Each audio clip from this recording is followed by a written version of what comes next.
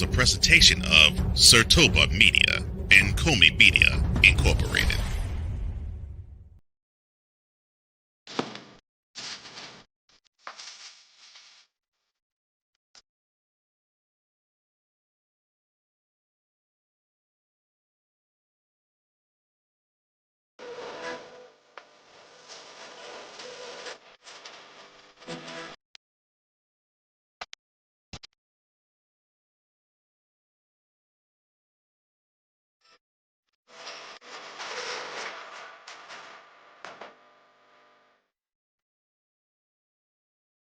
Welcome back. Brandon Aiyuk targeting Amon St. Brown's $120 million deal for a new contract. Veteran center Billy Price retires after terrifying blood clot. And NFL to evaluate Paris and Dublin for future games on international schedule. All that and more on this edition of Total Football Talk.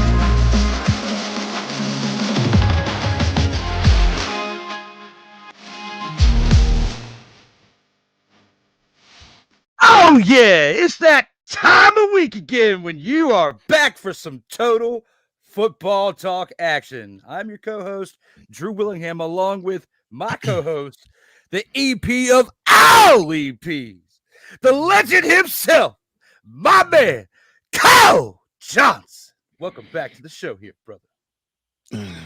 Glad that I'm here. Glad I'm doing this with you. And I already know I'm preparing for the Tyrone Alizé McDummy portion of the show. And we haven't even started. You know, we cannot have an episode without Tam one way or another. Tam. Delete!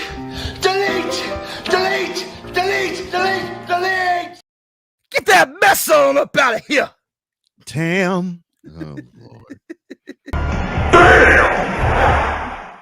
Ladies and gentlemen, we are already starting out episode 39 with shenanigery as we are up here on this Memorial Day. You guys, hopefully you're having a safe and great time out there, getting the grills fired up.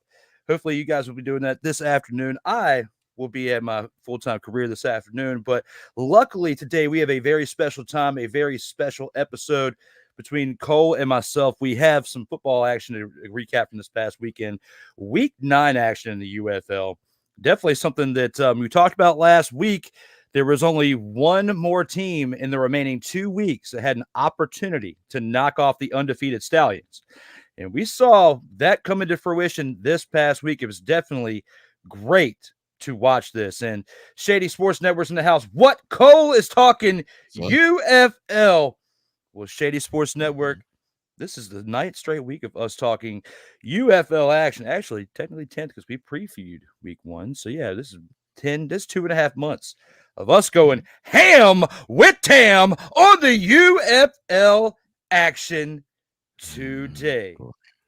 Even Mickey Delaney's in the house. This is morning, everyone, because where he's at, he is 3 hours back. So it's technically 9:21 in the morning right now. Well, it's still morning for me. So, yeah, morning to you, Mick. And morning to you, Sam. Facts.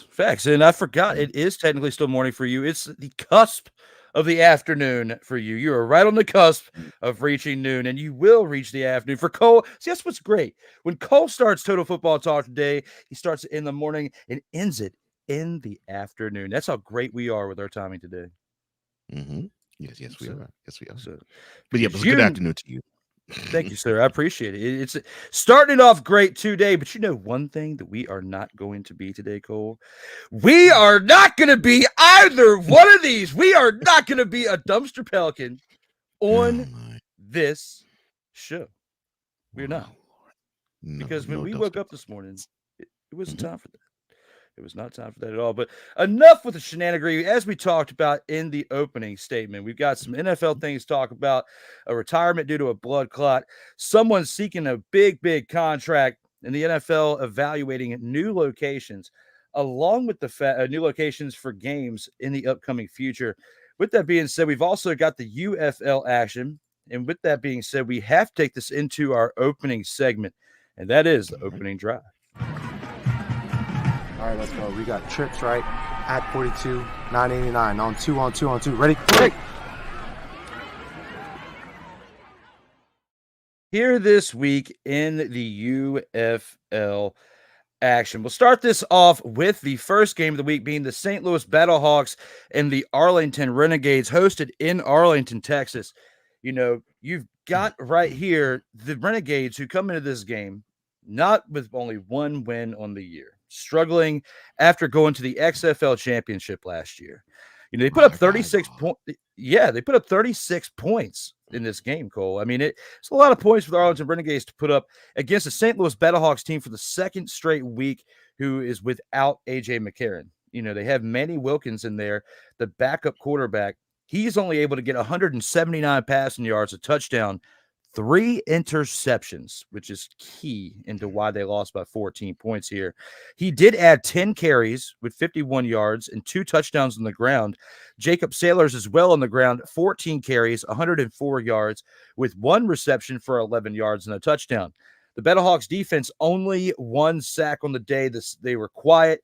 They were also turning the ball over as well. That was a huge difference maker in why the Renegades won, as Luis Perez capitalized on those 3 interceptions that his team received on defense, to leading his offense to 259 passing yards and 3 touchdowns. Sal Cannella, 5 receptions, 70 yards and a touchdown, along with Isaiah Winstead, 4 receptions, 64 yards and a touchdown to help this Renegades offense get over the hump and win by 14 points as they scored 36 on the day. The Renegades running backs on the day had 23 rushing attempts, 88 rushing yards, but no touchdowns again, I think for like the 3rd or 4th consecutive week. The Renegades defense, though, I think was the big difference maker and what tipped the scales in this matchup. 3 interceptions on the day and a TD on top of that with one of those interceptions by Joe Powell. You know, when you put all that in perspective and you think of, you have a 1-7 Arlington Renegades team coming here against a 6-2 Battlehawks team that has their backup quarterback in there for the second straight week. They've been struggling back-to-back weeks. What are your thoughts on the decline of the Battlehawks in the past 2 weeks? In the, I guess, maybe in a small fashion, the resurgence of the Renegades, showing that they are not completely a dumpster Pelican-esque team? I think the best way that I could describe this particular game is like I've said to the Renegades, they've basically been the little engine that could, and they've had these close but not quite type games. They finally get a W a couple weeks back. Then they have another close but not quite game. And then they have probably the second best performance of the year. Excuse me. What I would notice, I would say that this might damage, I guess you could say, the confidence of the Battlehawks. But I would say I think the Battlehawks are okay. The only problem is really we now cannot consider AJ McCarron to be MVP this year. I'm thinking now he'll have now 2 less games in which to sample with others who probably have played to now 9, hopefully 10 full games in the season. So if it did anything, it probably hurt AJ McCarron's chances of being the UFL MVP in 2024. Other than that, it's a morale booster for the Renegades, obviously. I mean, good, because they've been playing sport over the last 5 weeks. So they now probably maybe gave some confidence issue things to consider for the Battlehawks. But I think if they were to get McCarron back on the field, a lot of the issues that they have, I think, will be, I won't say solved, but I think it would be alleviated just a bit. I think you're spot on with that too, and it goes to show, like how much of leadership that AJ McCarron has on this offense, because they definitely struggled on the day when you have their backup quarterback in there and not doing the things that AJ McCarron is usually accustomed to doing. He's not moving the chains. He's not converting for first downs as much as you would like to see. And when you see time of possession in comparison, you have the Renegades who have 32 minutes and 10 seconds in comparison to the Battlehawks 27:50. And I know some of you out there are probably saying, well, Drew, it's only a few minutes. It's not really a big difference maker. Every like a few 3 to 4 minutes in the possession of a game is huge, especially yes, like you said, every second counts. I mean, the Battlehawks even had one more drive than the Renegades. They had 11 total drives in comparison to 10 by the Renegades, and 2 less plays on those drives. But the difference in yardage really was close. It wasn't really that much of a difference of a game. What really tipped the scales was those 3 interceptions thrown by Wilkins. Had Wilkins not thrown the 3 interceptions, I think the Battlehawks would have had a chance to come out of this game with a W. Because the team that has been underperforming all year long as far as the inability to close games is the one that got the win in this. And we've been talking about it for several weeks about there were several losses that the Renegades were facing in getting through that they should have won. I mean, they could easily be a team right now that we could say is 4-5 or 5-4. 5-4. With how they've played. And looking at it now, I hope that they're able to rebuild on this off season, but it's time to only tell. And it looks like we got some more comments up in here. Mickey saying, "Where is Ike?" Well, Ike, I guess, showed up during that because he says, "What's up, homies?" With a Z. Oh, good. First Ike and now you. Goodness gracious. Okay. Hey, what's up, Ike? He said it. He typed it. I said it. Yeah, there we go. I read it. He said it. I read it. There we go. That's how we'll go with it. But Shady Sports, Sam Shady's in here saying Joe Powell returned to Arlington only after playing several games with the Carolina Cobras in the NAL. He still leads the league in interceptions 2 weeks after leaving. That's a fun fact right there. I did not know that. So you're still leading the league in interceptions. You've gone to another league. And now you are treating the other offenses like they are absolute dumpster pelicans. I love it. Great fun fact of the day, Sam Shady. Thank you for bringing that to our attention when it comes to that. But when it comes to this team right here, I think if AJ McCarron is sitting out the rest of the season or sitting out for the rest of the season and they get to the playoffs, they're not going to win that game with their backup quarterback that they have in right now. And there's nobody available that you can bring in to play this week and get you ready for the following week to have 2 consecutive weeks of okay play to have a chance to get to the UFL championship.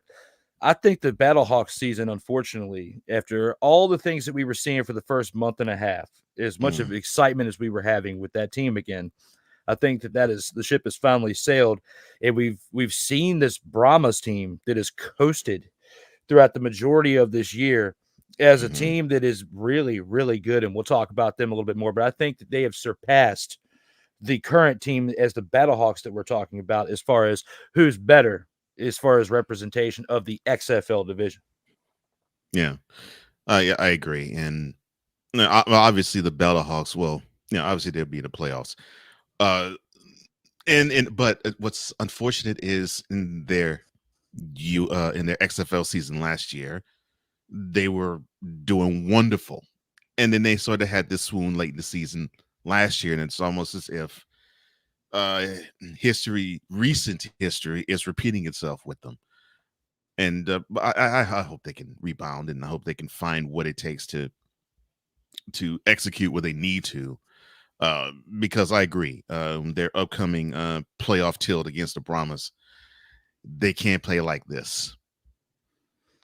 No, they absolutely cannot. And it's going to be an interesting thing to see what they can do and what they can pull off going forward, as we only have 1 week left in the regular season. Definitely will be interesting to see how they pan it out.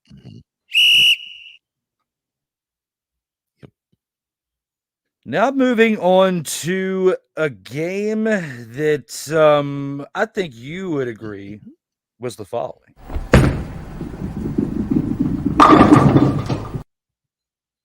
And that game being between the DC Defenders and the Memphis Showboats. The DC Defenders winning the game 36-21. And this was in Memphis. You embarrassed this team at home, the DC Defenders.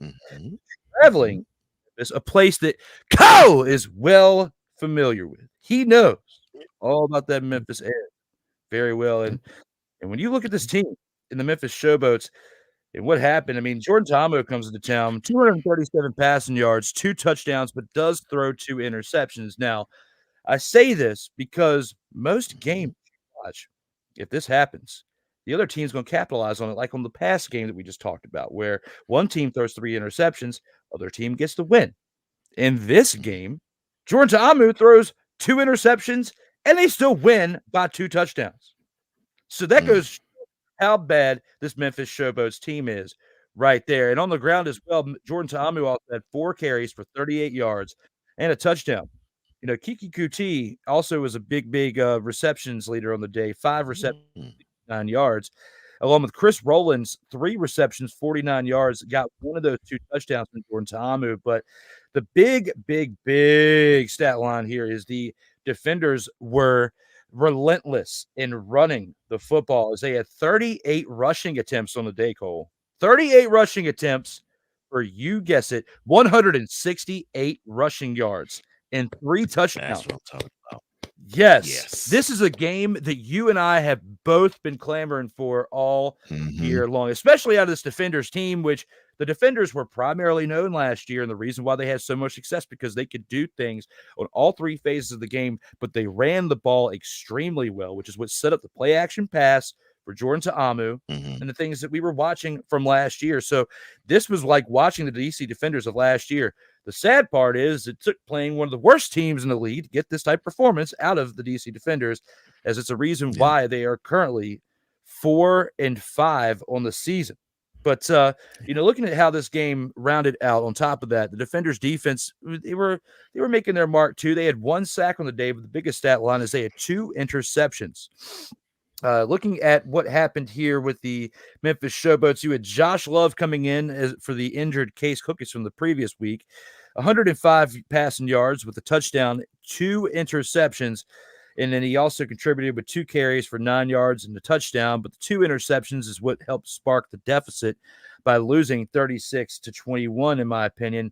You know, but also the Showboats running backs. This was a game by running on both sides of the ball for both teams because the Showboats running backs also had 20 rushing attempts for 126 rushing yards and 2 touchdowns. So between the Defenders and the Showboats, these 2 teams combined for nearly 400 rushing yards on the day. Am I reading that right? Or no, they combined for nearly 300 rushing yards on the day. It's still a lot of rushing yards combined between 2 teams. So when you think about all that, you know, on top of that, Dawood Davis having 5 receptions for 73 yards, and the son of the invincible man from Philadelphia, Vinny Papali, 3 receptions, 26 yards, contributing for that Showboats offense, but not enough to get this team over the hump as they lost by 15 points. What are your thoughts when looking at the team such as DC Defenders and the struggles they've had over the past couple weeks, getting a win, but against a very bad team and only doing so after converting off of 2 interceptions they received from the other team, but also Jordan Ta'amu throwing 2 interceptions. There's a lot of chaos that happened for the Defenders to get this win this past weekend. Yeah, obviously this wasn't a perfect win. And I'm not even just talking about the one getting it against the 1-7, now 1-8 Showboats. The one thing that you can hang the hat on is the fact that they were able to control the clock and control the game and tempo. That's what you do when you can run the ball the way you do, the way the Defenders did against the Showboats. So you can hang your hat on that. I think that has been something that they've been wanting to do, and you mentioned it. That's something they've been wanting to do, and I think you've been seeing the frustrations as to the mixed bag of success that they have had in executing it. And the Defenders, to me, they are a good case study with, I think, how football in totality is. If you can run the ball, you can control everything else. But if you lack having that confidence in the running game, everything else seems to just go straight down the toilet, starting with quarterback play and not excluding pass rushing, run stopping. I mean, it affects everything else. Even infects and affects how the coach on the sideline calls different plays and strategies. Uh, when you can have that success in running the ball like the defenders had uh, this past weekend, you can do this more often. Now, is that to say if you carry the ball 38 times, get 163 yards, that you'll win every single game? No, but you'll definitely be in all of them if you do. So I think that's what they've been needing, and they've been pressing hard to get to this point. Yeah, okay, it came against the Showboats, but still, it came against a team in the UFL. They put on their pants the same way as the defenders do. And that is something they should hang their head on. Yes, the quarterback play could be cleaned up still. Uh, the the defense could be a little stiffer. But if you could put up that many points and put up that many yards on the ground, you really can't complain all that much. But was it perfect? No. But it was a good win, and I think it's probably the best win that the defenders have had all year.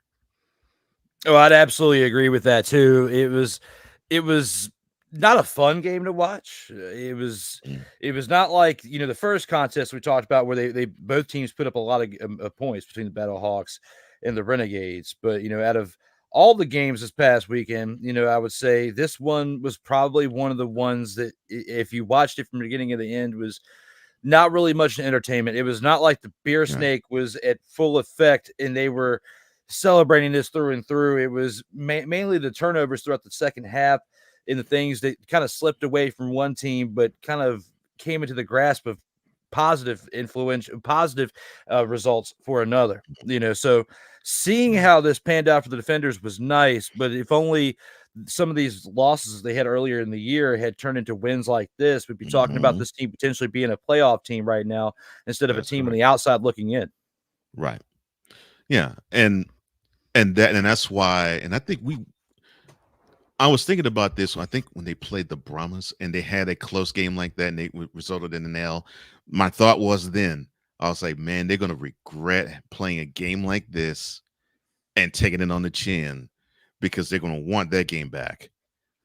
Because it just goes to show if a team even early in this season can play in the clutch better than another, it can come back and it can really have good effects if you're the Brahmas. We'll talk about them later, obviously.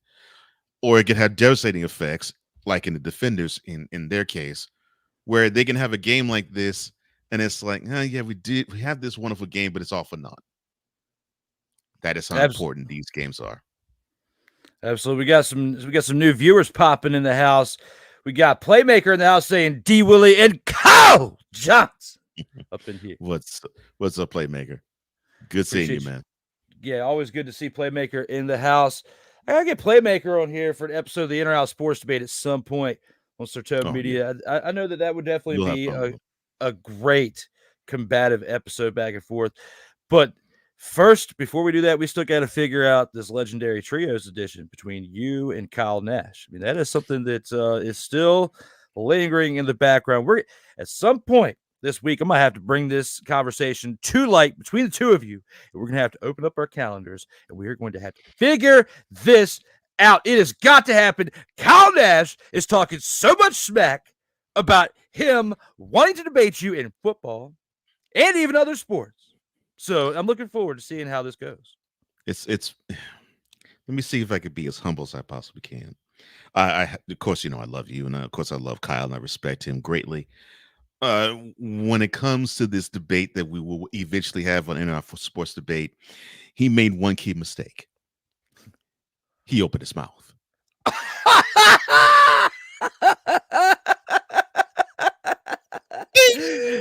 Yes!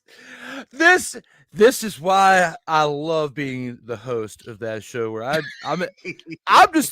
along for the ride. You two are gonna be the ones duking it out. Of course, I give my 2 cents, whatever the topic is. It's In the Trios edition, I love it because the attention is off of me. I get to play the Bob Barker role of the show and stay out of it for the most part. And that is the part I love about Trios editions and what I'm going to look forward to when it comes to that episode right there. Now, carrying on, we've got Sick Diggy finally joining us in the house saying, good morning, good afternoon, good evening, and good night. Good afternoon to you, sir. He also says, what in the Norwegian dark blue hell is this madness? Are you talking about our color scheme? You just jumped in with that comment 6 minutes ago, and we were just talking football. Wasn't it 6 minutes ago? We were talking about the second game of the week. So I don't remember any dark blue madness going on in that. It's got to be. It's got to be right here with the color scheme. But, hey, I love it. Mickey says also Kyle needs to stay in his lane. I'm definitely chopping this up and giving it to Kyle later. Damn! Kyle, was this a total surprise, motherfucker? Oh, let's bring Devon up in here to do this. Oh, my brother, testify. Ladies and gentlemen, welcome to our special Memorial Day edition of Total Football Talk. Well, now you're going to try to butt it up and be professional. Okay. You can't handle the truth.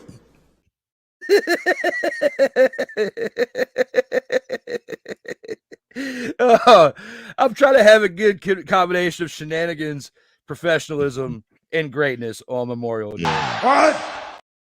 I don't have to repeat it. You already know what I said.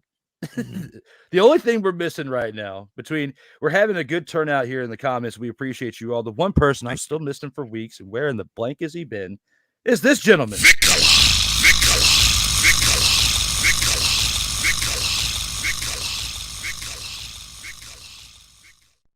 The reason why is because we have some Dallas things to bring into fruition here, and I'd love for Victor to be here. Yes, we have some Dallas things to talk about, especially some CD Lamb stuff. But we still have to finish the UFL action first. And with that being said, we are still in Dallas area, Houston, somewhat when it comes to this topic right here, as the Michigan Panthers win 26-22 over the Houston Roughnecks in this past weekend's contest. And looking at this game right here, it definitely was a close one as far as score. They put a good amount of points together between both teams. I mean, 26-22, we got a Roughnecks team right here who was 1-7 coming into this game, and ultimately resulting in a 1-8 record by the end of it. But they put up a good fight. 22 points. Michigan depends again on the leg of the one and only Jake Bates, who comes through not by missing the field goal that he was up there to kick. Bryce Perkins also 121 yards, 1 touchdown, 1 interception. What was the big stat line, and I think the reason why the Panthers won this game, Cole, is the rushing attack. Again, another team that had a tough rushing attack, 20 attempts, 121 rushing yards, 3 touchdowns in the end zone to help this team right here. As receiving wise, the Panthers only converted for 1 touchdown, and that was by Mr. Quinn, who had a 17-yard scamper into the end zone. When it comes to the Roughnecks, though, Mr. Henderson right here, Nolan Henderson, who's been playing in replacement of Reed Sinnett back and forth. They've had a 2 quarterback setup since they've been losing over the past few weeks, and he throws for 150 yards for 2 touchdowns. Reed Sinnett only put in 57 passing yards, but could not get the ball in the end zone, which is why old Nolan Henderson played the most. And Mr. Henderson as well, 9 attempts on the ground for 66 yards to help move the chains as well. The only other top leading rusher for the Roughnecks, Marcel Thompson, 11 rushes for 38 yards on the ground. But receiving wise, this guy has definitely been someone that has been a contributor all year long for this team. Even though they've only got 1 win, he's been a spark for them in the times they've had sparks, and that is Justin Hall. 6 receptions, 109 yards for 2 touchdowns, receiving both touchdowns by Nolan Henderson. But it just wasn't quite enough, as the Michigan Panthers here, they were on top of their game. They had 4 sacks on the day on defense. forcing and completely forcing this Roughnecks team, especially with the fumble. They had a fumble recovery on the day, but they were just forcing the Roughnecks to not be able to put up so many points here. Even though they did only lose by 4 points, their defense still held it tough against this Roughnecks team, that being the Panthers. Looking at it right here, I know the stats don't really like stick out and don't really seem that appealing, but was this game more like a nose gritting, like, down in the trenches, down in the dirty type of game to get things to where it was only as tight of a game as it was, and why we're seeing this Panthers team elevate to another win on the year? I say it was. You have you have two teams where one they love these close, dirty, gritty type games, and you have another who is by far the worst offense in the league. I mean, it's not even a question. If we were doing like a track and field mile, the Roughnecks would be right on par with the lead runner, but the lead runner already has lapped at least the Roughnecks runner. That is how bad the offense of the Roughnecks is. What I'm seeing about the Panthers is that they specialize in winning ugly. They don't seem to be cohesive on either side of the ball, on offense or on defense. That is not to say they lack talent. They do. I mean, you keep talking about the Nakua family almost every week, and they always come up with something. One's a receiver, another is a corner, and they keep to come up with something. There's some stat, some type of play. So they have talent on the team, and of course we've talked about Jake Bates with his leg. So it's not that they lack talent, it's just that for some reason they just haven't put forth a cohesive game where you're like, wow, okay, this team's a beast. That's just not how they play. And there's certain teams that play this way. If they, in fact, to me, the Roughnecks remind. No, I'm sorry, not Roughnecks. The Panthers remind me of the 1980 Cleveland Browns, where they were called the Cardiac Kids. Every single game was less than a touchdown that they played seemingly, and I think they had like 8 or 9 wins that were less than a touchdown. Now, it's exciting to watch, and if they can make that, if your team can make that one more play than their opponent, it's great as a fan. However, when you have that game where that team and you play that way can make that one more play than you down the stretch, it's going to hurt just as bad. No, it's actually going to hurt worse than it would make you feel excited, because that same 1980 Cleveland Browns team lost on a red right 88 throw into the end zone that fell into the arms of a Raiders defender in the end zone. And they lost that game by 2 points, and they couldn't kick a field goal because the ground was a sheet of ice. And this is Cleveland Stadium. So basically it was ice, painted dirt, and probably some dog biscuits on the field too, and maybe batteries. You know how Northeast Ohio gets down, especially in that dump of stadium. But that was then football. The Panthers win ugly. That's just how they do it. That's just how they are, and they have to bring their competition down to their level to play just as ugly as they do to actually have a chance of a victory. But if the team that they're playing against can execute better for a long stretch, the Panthers will be in for a long day. But this was a game that they won, and they've won many games like this year. So it's not surprising to me that this was a game that had less than a touchdown difference. Yeah, and especially when you look at the fact that going in to halftime right here, it was only a 6-3 game. I mean, it was a very lackluster game at halftime. And then, you said, in which was a great comparison with the Cleveland Browns, and you said, fall into the arms, right? And when you said fall into the arms, I was thinking, falling into the arms of an angel. I don't know why.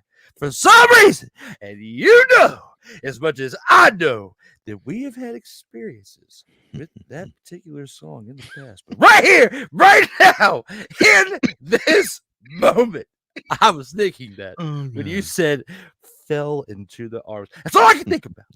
But it came to that. But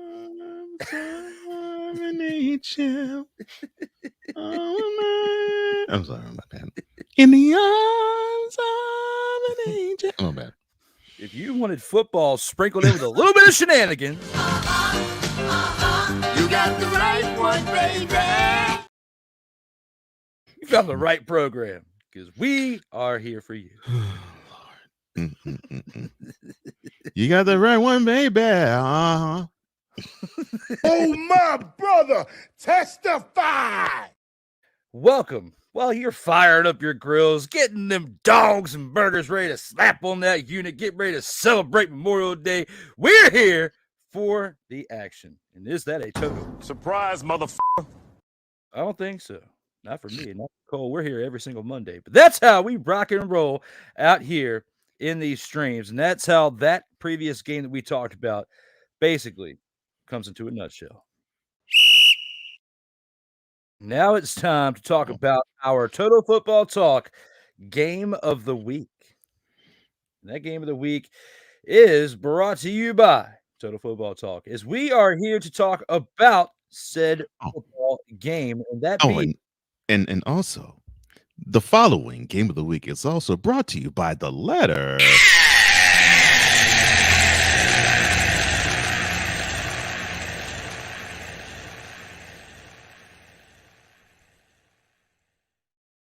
Yes, that was definitely way better than what I was going with. But right here in this Game of the Week that we have a team that we've been talking about all year long. Well, I say that, but pretty much for the past 2 months is they were 8-0 coming into this week. Decimating. Well, I wouldn't say decimating, more like eviscerating the competition that was in their path. And coming into this week, you and I talked about last week, there's only 2 games left, and this is the only team out of the remaining 2 weeks that's going to give the Stallions a hard time, and they did, as the Brahmas win this game 18-9 at home, holding a team that's been averaging like 30 to 32 points a game to 9 points to 9 total points. It was absolutely wild to see all that come into fruition. Now, look at this right here. This is a team. This is a team right here that we have publicly stated is, in me being a hater of him, they have this person on their team.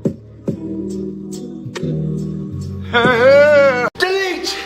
Delete! Delete! Delete! Delete! Delete! And in case you're new to the program and you're unfamiliar who I am talking about the one that Cole is labeled as Tyrone Alizé McDummy. Damn, we're not even an hour in and Cole needs Advil. Crap. But here we are. Tyrone Alizé McDummy, player for the San Antonio Brahmas. Looking at this game right here, Mac, Lord have mercy. But you know why I bring him up, Cole? Why do last week he wasn't even suited up. He had 0 targets. The week before, he had 1 target for 0 yards. This week culminated into action for Tyrone Alizé McDummy, as he had a target. He had a target in this game, and he had a catch in this game, Cole. And he had a catch that converted any first down, Cole. 12 yards. He caught a ball. and converted it for a first down. Tyrone Alizé McDummy did something for real in this game. For a stat line. I'm trying. 1 target, 1 reception, 12 yards. Even lauded him on the first day. Why is he putting this as a stat line? Because I threw so much shade on him in that reel that I don't want him to get really sad and depressed. I'm trying to give him a good reel, something positive for him to have to build on from this season. I want to help this man because I kind of buried him in the last reel. That's why. Well, it's understandable. I mean, it was a DNP. How could you not? But I understand. But looking at this right here, the big part of this is Chase Garbers returns to action for the first time in several weeks after going down. And, his team is still playing very well. They're still doing very well throughout the year. Getting to this point, he throws for 139 passing yards on the day and quarterback rating of 85.2. Quentin Dormady gets action, though, still, as he, has been playing well throughout, Chase Garber's absence. He went 3 of 4 for 44 yards on the day. Anthony McFarland on the ground, 15 carries, 82 yards, no touchdowns, but was the leading rusher for the Brahmas. Jontre Kirkland is the big contributor for this Brahmas receptions team for the receiving corps, as he had 4 receptions for 66 yards on the day. Justin Smith here. Justin Smith. I don't know why Jonnu Smith came to my mind from NFL, but 4 receptions, 56 yards, and a touchdown to help this Brahmas team put up those 18 points and get over the hump to win against the Stallions.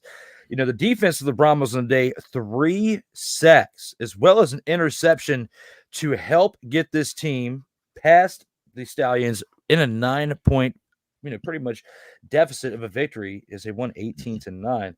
But the other part of this too is looking at the special teams here. The Brahmas fumbled the ball, which kind of helped the Stallions out. The Stallions were unable to convert on that fumble. But looking on the other side of the ball, the Stallions fumbled it twice, but they recovered both of those fumbles. This could have been a worse outcome for this team, as Adrian Martinez, we talked about him potentially being the MVP of the league this year. And he throws 211 passing yards for 1 touchdown, 1 interception. It still has a QBR of 73.8. Also adds 5 rushing attempts for 56 yards on the ground. This total rushing for the Stallions team, 15 attempts, 78 yards, no touchdowns. I mean, they absolutely were trying, but they just couldn't get the ball in the end zone on the ground. I think this would hurt them, as primarily throughout the entirety of this year, we've been seeing a dominant attack between their passing game and their running game. They were kind of, more, they are not immortal anymore. They're mortalized now after seeing what we saw in this past weekend. The big contributor, though, and he's been a big contributor for their receivers this year, Jay Sternberger. 7 receptions, 110 yards, and 1 touchdown for the Stallions, which would help keep this team in the game. But had he not done that, this team would have been so far lost, and he was trying to give them as many lifelines as he could. Their defense, 3 sacks on the day, but besides that, they were pretty quiet on that day. They did have 1 field goal by Ahmed for 34 yards to also help contribute on the day, but this team was just so far gone. They were so far lost on this. Thinking about how things went the first 8 weeks of the season, and now where we're at after week 9, is this loss the type of loss that most teams who are 1-loss teams and have success in the playoffs? Is this something that that this team needed to kind of help boost their chances of winning a now 3rd consecutive league championship? I think it is. And all right. So hopefully people can follow the logic here. It's great to get the wins. And it's, of course, the more wins you get, the better your chances are to go as far as possible. Now, we are dealing with the UFL, so they don't have to go through they don't have to go through as many teams as in the NFL. But the premise is still the same. You want to have the best conditions possible, or the most favorable conditions possible, and you get that by notching wins. what you also want to have as well is continuity. You want to have some sort of flow. You want to have some sort of chemistry. And I think the only way you can really test it is if you get a chance to see the team lose. Now, I'm not saying that you should root for your team to lose. I'm just saying that sometimes you have to come to that adversity so you can see how they can actually bounce back from it. And if the Stallions were to go 10-0, and be like, okay, that's fine. But let's understand this. You will have some sort of hubris, some sort of arrogance that you think you're above everybody else and that no one can touch you. I mean, just a little bit. I mean, it doesn't have to go overboard, but you just have that feeling of well, there's no competition. We're good. And normally you ease up a little bit, and that's when you get got. Football is a sport where you need to have that little bit of hunger in you, that desperation in you, that lets you know, okay, so we want to have that gold, we want to have that ring, we want to have that chip, we want to hoist that trophy. And this team possibly could make us not get that trophy. Team has to play with a little bit of that type of desperation. Maybe I won't say fear, but that little bit of consternation, that little bit of doubt, so they can motivate them to actually play better than their opponent. Now, the Stallions blew through just about everybody in their first 8 weeks. I think they only played one close game, maybe two throughout the season. So, I mean, the season has been really good for the Stallions, but I think they needed to have this type of test against a team where I think now we got to start saying it. The Brahmas feature by far the best collective defense in the UFL. And this actually ended up being the stiffest test that the Stallions have had this year. And should the Brahmas advance to the championship game, this will be the stiffest test that they will face should the Stallions meet them there. And kudos to the Brahmas. I mean, the Stallions came into this game scoring the most points in the UFL, and the 9 points that the Stallions only scored and the Brahmas only allowed now have the Battlehawks edge ahead of the Stallions in scoring the most points this year in the UFL. So you're dealing with two teams, the Stallions and the Brahmas, the two best defenses in the game by far. Best two defenses in the game. The Panthers could give both teams a run for their money defensively, but the Stallions and the Brahmas are the two best defensive teams. You have the Brahmas who they struggle mightily on offense, so they need to have their defense come up big like they did against the Stallions. And if you can have that, I think the Brahmas can actually do this again should they meet for the championship. But for the Stallions, I think they needed this. So when they do play the Brahmas again, or if they play them again this year, now they could say, they hung a nail on us. It's time to pay them back.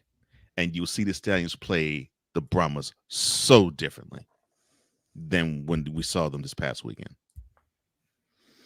You know, it was nice to see the Stallions kind of get humbled a little bit, you know, and you know, they walked up into the San Antonio Brahmas stadium and the Brahmas walked out like my boy Chris Boyd tell him 10 years ago like this.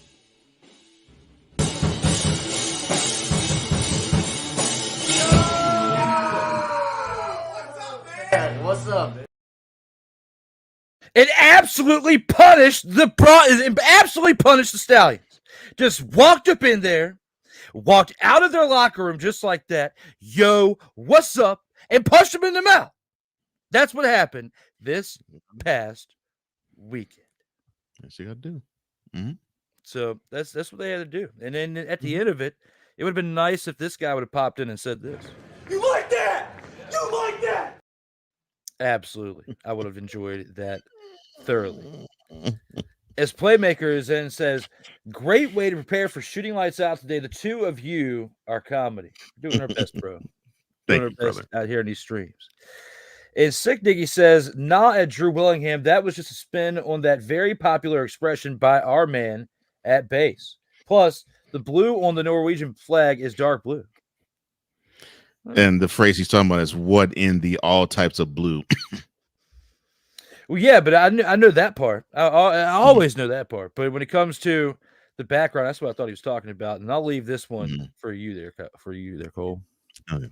So Sick also says, when the triple threat match and the in or out sports debate takes place, stay on your toes at Cole Sports.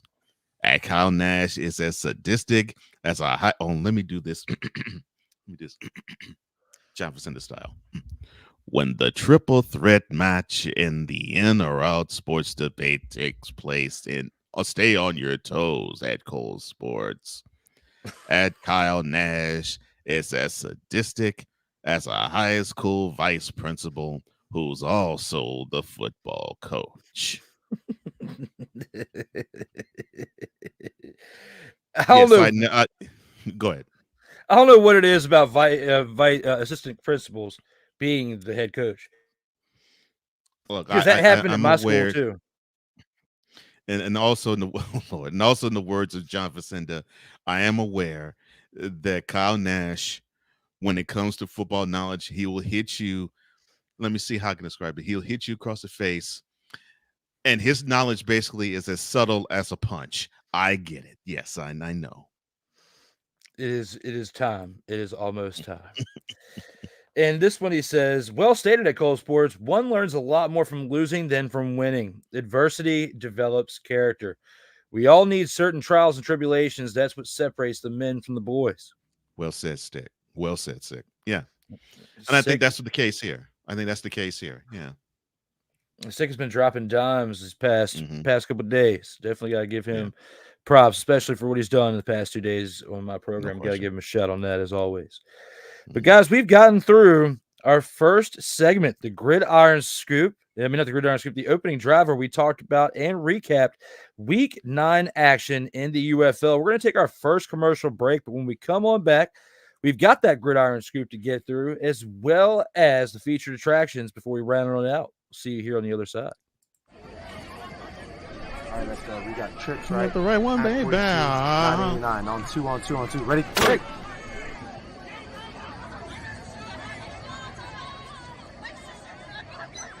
We're just getting started. Total Football Talk will return right after this.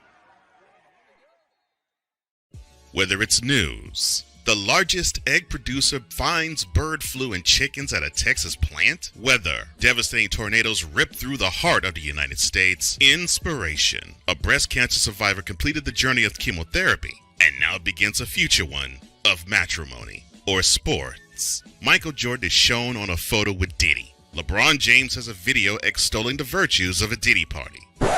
This has been yet another beating a dead horse presentation. We got you covered.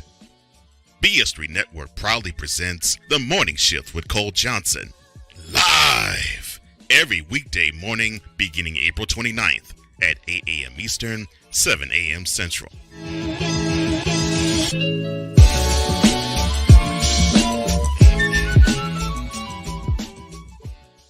Hey, Eagles fan. Join my man Cool McCain and a host of others as they break down every single game, every single week in an objective manner, and also from a fan's perspective as well. Remember, this cast feels just like you. Nobody likes you. And you don't care. Fly, Eagles, fly. Eagles Elite Podcast. Every Wednesday at 8:30 p.m. Eastern on YouTube and other podcast outlets.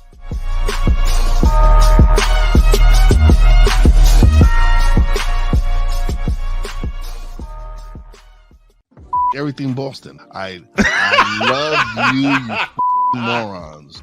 You kiss the block, new edition. Dear whatever the law firm is. Sincerely, the U.S. Supreme Court. Ben Affleck, Matt Damon, go yourself again. Jason.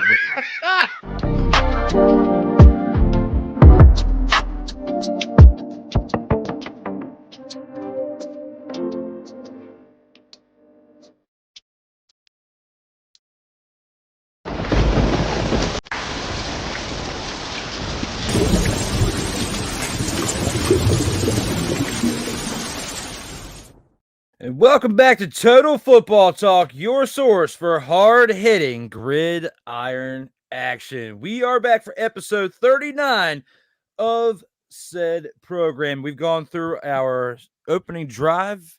Now we've got the gridiron scoop we've got to take this into and talk about some things that we've got on the slate of topics for today.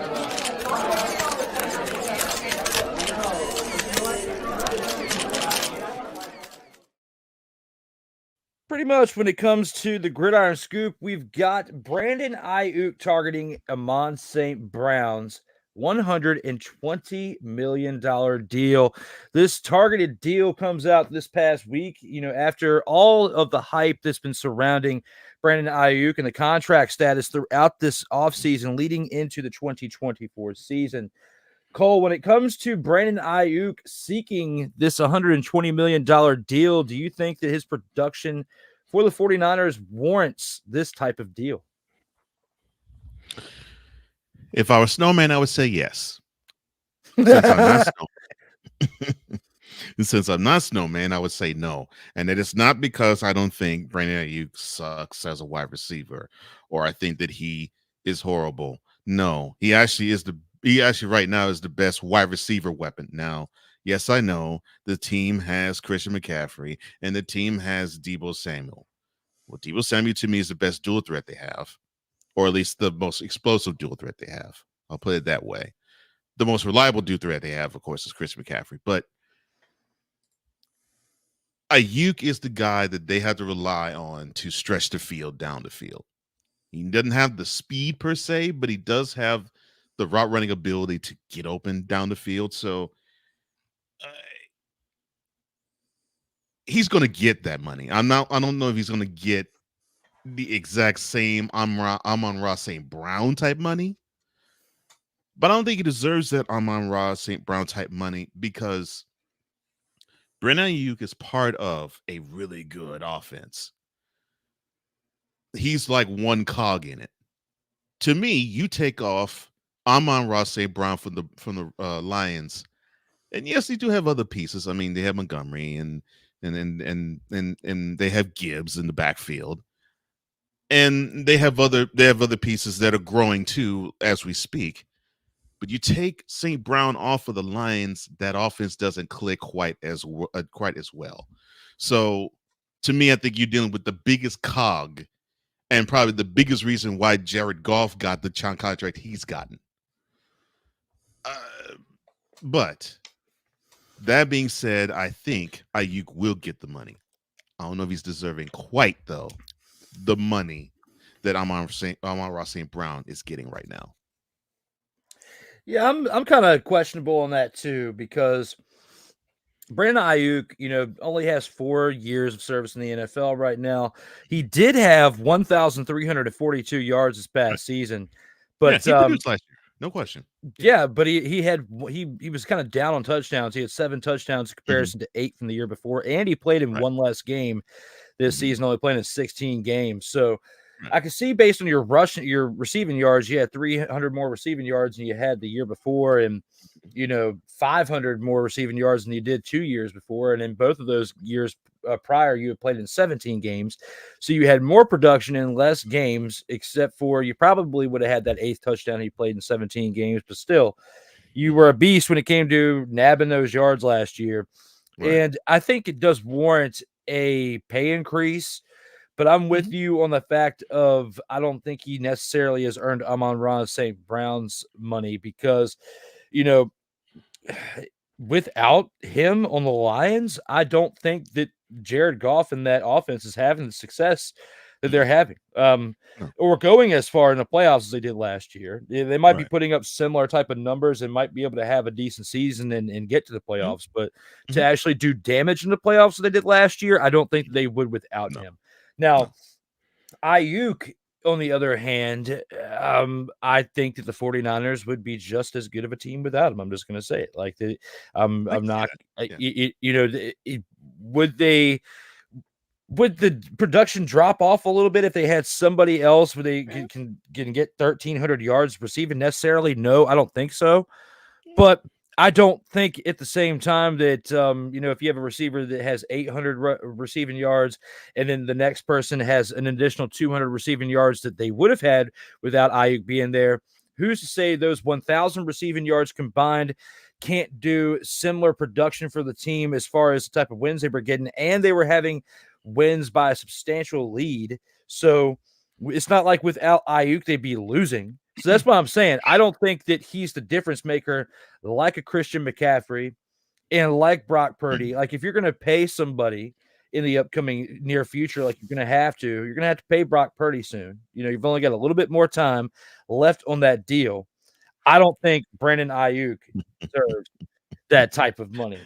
Because I was going to say, I think what sucks about the timing with Brandon Aiyuk is that the 49ers really do believe the next contract they must sign to an extension or a long-term deal is Brock Purdy. Mm-hmm. And it's coming up soon. I mean, it'll be here before you know it. So, and Six says here, he said, my question is whether the 49ers should be paying Aiyuk that much. If they say yes, he's going to have to back it up this upcoming season. And do you think that if Aiyuk gets maybe not necessarily that contract, but something in the ballpark of $100 million, do you think he's going to be one of those players that as soon as he gets paid, we start to see the production, drop off a little bit? Or do you think, like Six saying, do you think that, if they give him that much and they say yes, do you think he will back it up? I think he can back it up, and I think he probably will. I don't think he will drop off significantly unless he's injured. This is how I look at it. Unless and until they decide to have Deebo Samuel just straight up line up in the slot or line up wide 100% of the time. Because I think that's the only way that I can see Aiyuk's numbers drop. If it's not injury, then yeah, you will probably see that drop. But they seem committed in making Samuel an X factor, where he lines up in the slot at times, lines up wide sometimes, lines up behind the quarterback sometimes. So to me, it is all contingent on if they make Deebo Samuel again 100% a pass catcher. If so, then yes, Aiyuk becomes expendable, in my opinion. But if not, and if he plays the same role as before, I think he'll produce similar numbers, because I really believe that Purdy feels a little bit more comfortable going downfield now. So that's the benefit for Aiyuk. Now, can he stay healthy? That's the next question.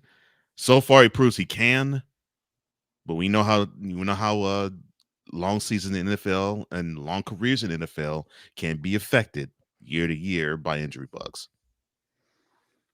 Absolutely. And we'll definitely talk a little bit more in depth on that here in the upcoming topic that we have for this one. And when it comes to that, we've got to talk about veteran center Billy Price retires after terrifying blood clot. Billy Price, a 2018 first-round draft pick, announced his retirement from the NFL on Saturday because of the potential of the complications from a blood clot. In the blink of an eye, everything can be taken away, Price wrote on Instagram on April 24th. He had emergency pulmonary embolism surgery to remove a saddle clot that was entering both of his lungs. As a healthy 29-year-old, an unprovoked pulmonary embolism with no further medical explanation is terrifying. and he is truly thankful to be alive today. Unfortunately, I will be retiring from the NFL as the risk of the internal bleed while on blood thinners creates tremendous risk. Price Center last played in the NFL with the Arizona Cardinals during the 2022 season. He played in 69 career games, 45 of them starts with the Bengals, Giants, and Cardinals since being selected by Cincinnati with the 21st pick of the 2018 NFL draft out of Ohio State. With the Buckeyes, he won the Remington Trophy, which honors the nation's top center in 2017. Cole, when it comes to this situation right here, how heartbreaking of a situation is to you, and what are your thoughts on this subject right here? You don't ever want to see anybody have their career curtailed by a medical emergency, and it's unfortunate that this has happened to him. And look, prayers to him, prayers to his family, and prayers to the medical team, of which he might have to now personally surround himself with, to have him live with not only life away from the gridiron, but also life in having to deal with blood clots and having your blood thinned and going through the procedure and the scenario of making sure that you don't do things such as lose an appendage or even lose a limb, because that is devastating. All right, so when you get to the NFL, more than likely you have played the sport 15 years, more than likely. I mean, I'm talking about you probably started in Pop Warner, and you probably had that dream of, I want to be in the NFL, and you did your best on all levels, from Pop Warner to junior high to high school to college and to the pros, to be the best you can be, no matter if it's in the books or on the gridiron. You did your best to be at your best. So here it is, early in this guy's career, and he's not even past 27, I won't think. I'd say he's probably between the ages of 25 and 27. To have that happen to you is devastating. And to say, okay, I'm calling it quits 6 years after he gets drafted, oh yeah, it's a blow. It's a big time blow. And now he has to find some type of sustenance, and now he has to think about life after football, probably earlier than he planned on doing so. So hopefully he can have that, and hopefully the NFL helps him get on his feet and have him stay on his feet, and they treat him as a fraternity member. You still belong in our club, although yes, you don't put on the uniform, the pads, and the helmet, and the cleats, and you don't step out every Sunday onto any of our 31 fields. We get it. We understand it. You were part of us, and hopefully they can help him transition, and hopefully they can stay with him after he transitions. Absolutely. I mean, I'm 100% with you on that one. It's definitely an unfortunate situation to have to experience. However, we definitely wish you the best on the other side of your new journey. And when it comes to our next one here, we have to talk about the Michigan Panthers extending their longest win streak in the UFL with the 26-22 comeback victory in Houston that we talked about earlier. And the Michigan Panthers almost wilted in the Texas heat in the second half, but found a way to come out of Houston with a 26-22 win on Sunday for their fifth straight win. The win improves Michigan to 7-2 this season and extends the longest current win streak in the UFL, but doesn't change their destiny for the next 2 weeks. The Panthers will end the UFL inaugural regular season on Saturday in Birmingham, Alabama against the 8-1 Stallions, and then return to Birmingham on June 8th for the USFL Conference Crown and a berth for the UFL Championship game. Based on everything that we talked about, with the way that Week 9 ended, and now with what we're looking forward to for Week 10, I don't really want to go through too much of a preview for that because, we'll get to that here in a little bit with the upcoming games. But my question with this is, Do you think that playing this team, playing the Stallions in back-to-back weeks, this week for week 10 and the following week for, the USFL championship to determine Mhm. who gets to the UFL championship game, do you think this is going to be a positive thing for the Panthers, or it's going to be a positive thing for the Stallions? Let's see.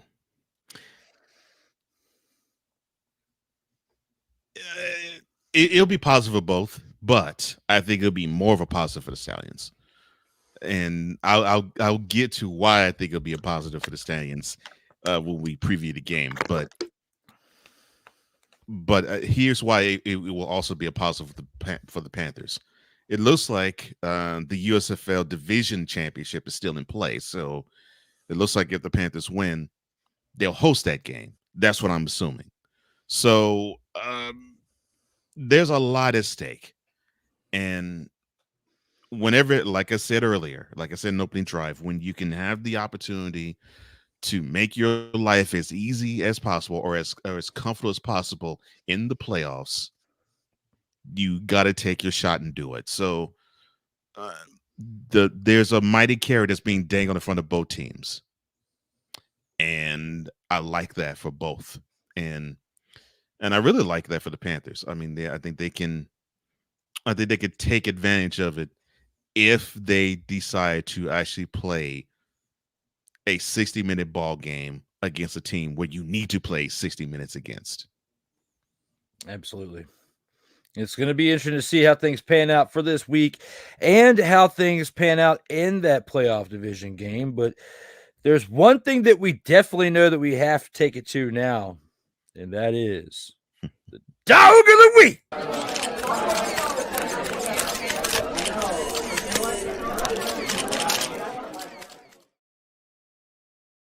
Total football talk.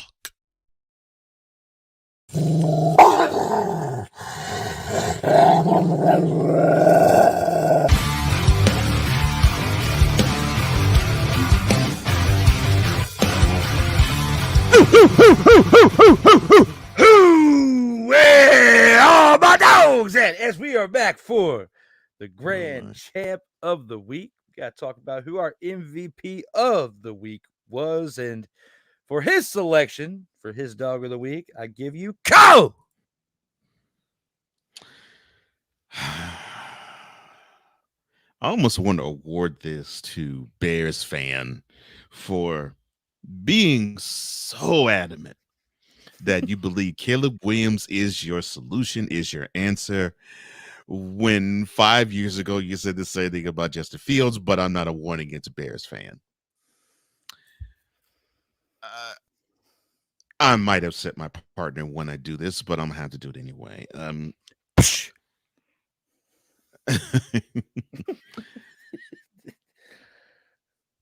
You just simply have to give it up to a team that can take an opponent who they have just run roughshod over a league, and you don't even have them score double digits. I had to.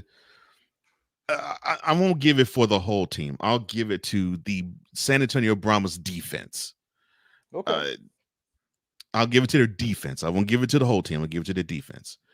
And the reason why, and the reason being, is, as I said in the last segment, they came into the game scoring a total of 236 points for the first 8 games. You hold them to 9. I mean, just beautifully done. Beautifully done. You hold them under 100 yards rushing. You turn the ball over against them. You make it difficult for a really fluid offense to execute against you.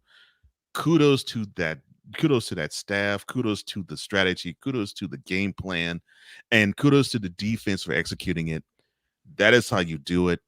And now you have the confidence that if you to meet against the Stallions in the UFL championship, that you could say, we might not be able to play the same style against them. We may not play the same strategy against them, but we know that we can beat them. And if next week might be an indicator, we might be the only team as of right now to say that. And if we can beat them once, we can beat them again. So, yeah, to the Brahmas defense, all 11 of you, y'all my dogs. I love that. I love that. It's a great selection for the week. And I love it even more because it set me up for a sole selection for my pick for dog of the week. And my pick, I'm going to keep it with a team that's relatively close to home for myself, and that being the DC Defenders and their running back core for what they did in this past weekend. 38 running attempts, 38 rushes for 168 rushing yards. Beautiful. For 3 touchdowns. When I think about that, when I think about the type of production, Cole and I have been yearning for this all UFL season long. When we think about, teams have got to establish the run. If you do not establish the run, you not only don't have a good chance to win the game, but you don't have a good chance of having a successful season because, running the ball, moving the chains, establishing time of possession, all of that stuff makes a big difference when it comes to not only winning a game, but winning a division and winning a season, winning a championship. Okay. So putting all this perspective, am I saying that the DC Defenders are going to win a championship this year? No, because they're pretty much out of contention at this point. But it gives you hope for the following season. It gives you hope for things they can build on from beyond the 2024 season. So looking at this right here, based on what they did in production from this past weekend, when you have, old Damian Hagan's 11 running attempts for 46 yards, you have, CJ Harris, 13, or no, not CJ, Cameron Harris, 13 attempts for 43 yards. You have Jordan Ta'amu also doing 4 carries for 38 yards and a touchdown.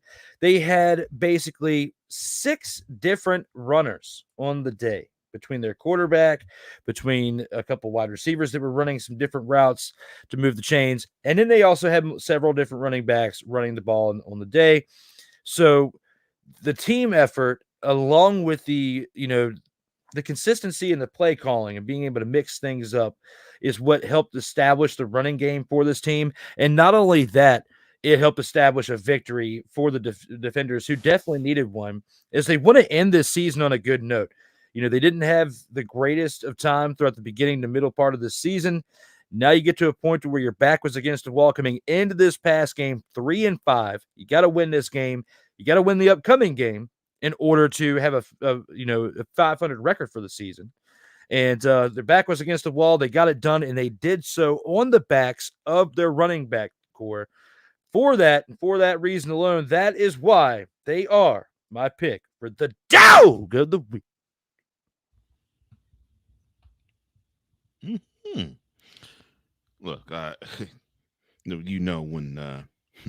when I hear a stat of 38 rushing attempts, 168 rushing yards, and 3 TDs on the ground, yeah, that does my heart good. I love that. And yes, that's a great pick. That's a great pick. I appreciate it. And Playmaker's making a great pick. Says, great show, fellas. Got a bailout. Yeah. Breaking news broke in basketball. And for those of you who are fans of the Boston Celtics and love basketball, that news is that Bill Walton has passed away at 71, unfortunately. So, a legendary player for them.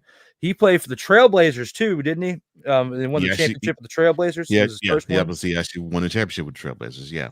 Mm-hmm. See, I don't just know football, y'all. What's up? It's total sports action. But rest in peace, though, to Bill Walton, because he was, formidable not only for the Trailblazers, but for the Celtics as well in the 80s, before retiring. So, and also had a son, out of his kids. Luke Walton won a couple championships with the Lakers. Dumpster Pelican head coach, but great as a bench player. A bench player did his job. Not a great head coach, but, that's something that him and his dad probably joked about. It would have been nice if I could ever find out that he called him something other than a dumpster pelican, but something in similar context. Sick Diggy also has an ad read that I only feel comfortable letting you do it. All right.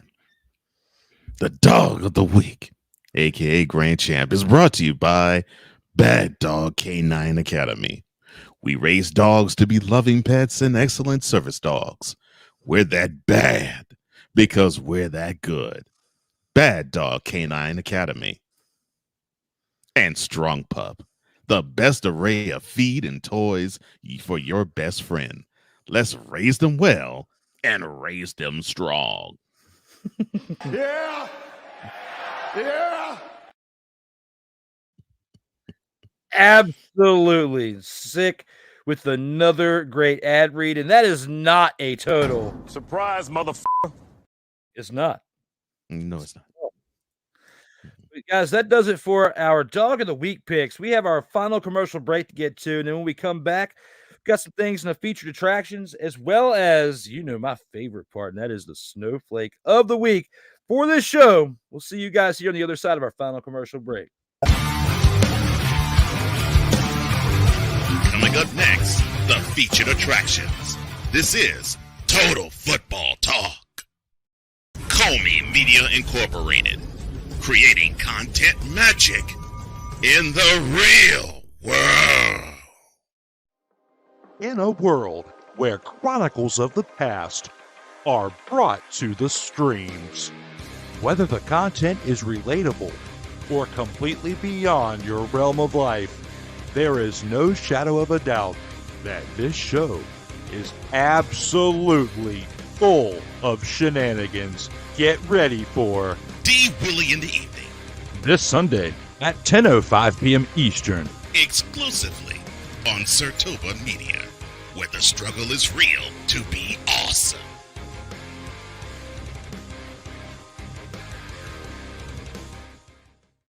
Hey, ladies and gentlemen. Hey, look. Hey, stop playing games. Y'all already know. Go ahead and toss him some Willie bucks. Ain't nobody playing around. Hey, $ D Willy 87. Go ahead, hit him up on the Cash App, and go ahead and give him some Willie bucks. Look at Drew looking stoic, ladies and gentlemen. Stoic on that $10 bill. So go ahead, slide my man over some Willie bucks, and we good. That's all I'm saying. We good. How about some Willie bucks? SIRTOBA Media, where the struggle is real to be awesome. Oh, yes. The tradition, the pageantry, the spectacle, the history, the slut. Wait. I gotta rep my brother's stuff right. All my DMV soldiers, stand up! And welcome to the Commander's Gridiron Report. You want your commanders to be repped right? Well, D Willy is your man. Commander's Gridiron Report. Every Tuesday at 11:05 a.m. Eastern, 10:05 a.m. Central on the SIRTOBA Media YouTube channel. Music by J. Cool. Where my soldiers, right side, commanders. Where my soldiers, left side,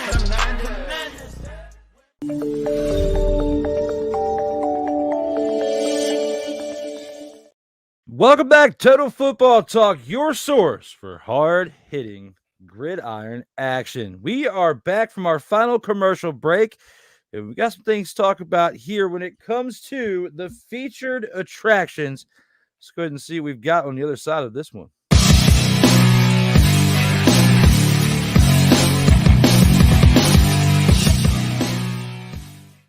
And Cole, the NFL is to evaluate Paris and Dublin for future games on the international schedule. The NFL is performing its due diligence as it examines potential candidates to add to its international series of games.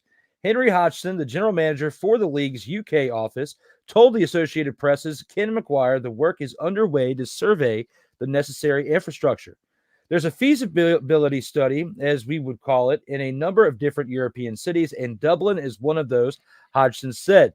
Looking at the stadiums, taking local meetings will take away all of that information, digest it, and determine what the next steps are.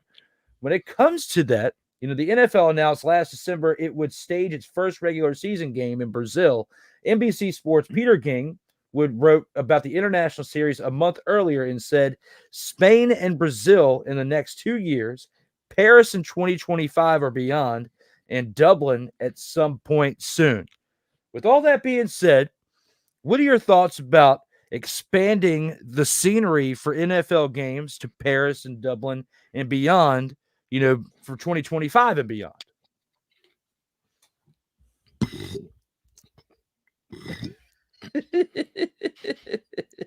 I'm about to hit them cheeks with this horsepower joint. I'm sorry, my bad. My bad. Let me stop parroting camera on CNN interview.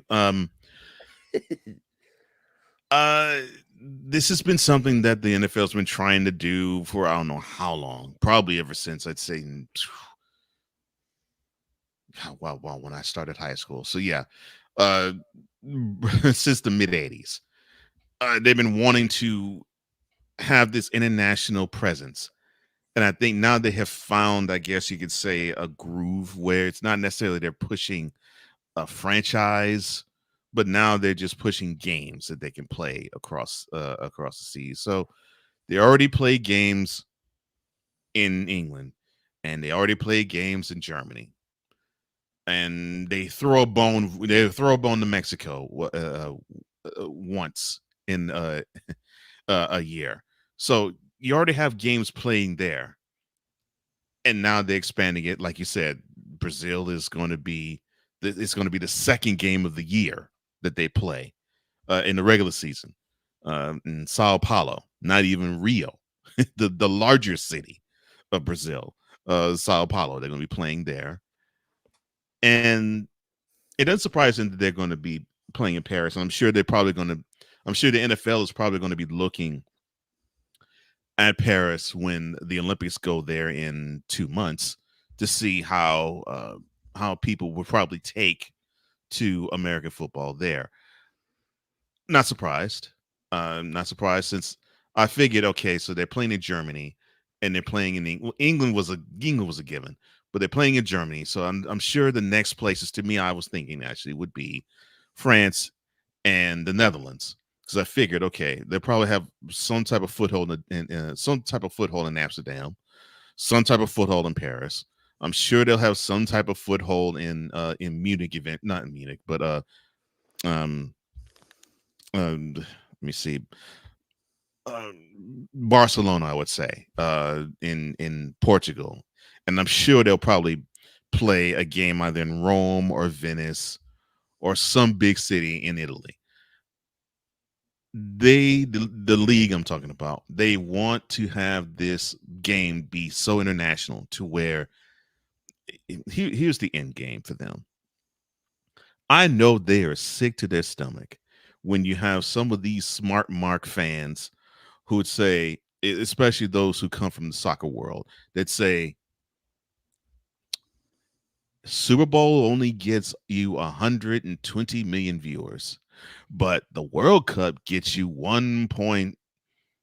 sometimes 1.3, some 1.03, sometimes 1.04, sometimes 1.07 billion viewers.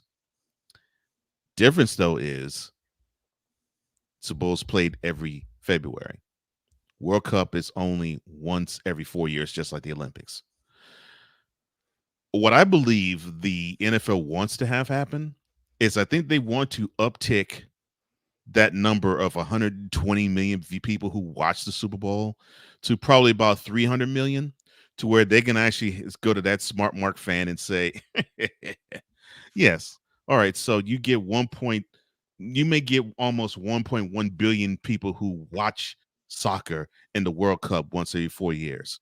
You combine our numbers and we'll surpass that and be 1.2 billion with those 4 years by having 300 plus million people watch the Super Bowl every year. To me, I think that is what they're targeting. They want to actually say that American football is the biggest sport in the world, bar none. And I don't think the NFL will be happy until they achieve that end. Very, very well said. And speaking of targeting, we definitely have to shift this into our next part when it comes to this on the featured attraction. Hey, who's giving them the business? You know, you bring up a very key word there, Cole. And when it comes to targeting, you know, the NFL is targeting a $25 billion in revenue stake by 2027. Netflix deal will likely make it a reality. You know, way back in 2010, before the lockout, Deflategate, Colin Kaepernick, COVID-19, and Patrick Mahomes' third Super Bowl triumph, Roger Goodell huddled with the NFL owners and revealed an ambitious financial target. The NFL commissioner declared his goal for the league's revenue to hit $25 billion by 2027. At that time, the NFL generated around $8 billion in annual revenues.